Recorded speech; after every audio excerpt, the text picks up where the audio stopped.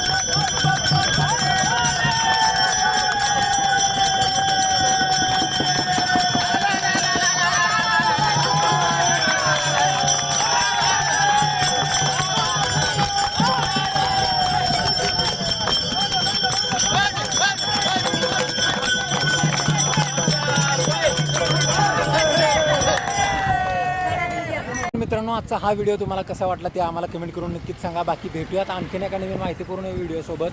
तवर रामकृष्ण हरी मंडळी.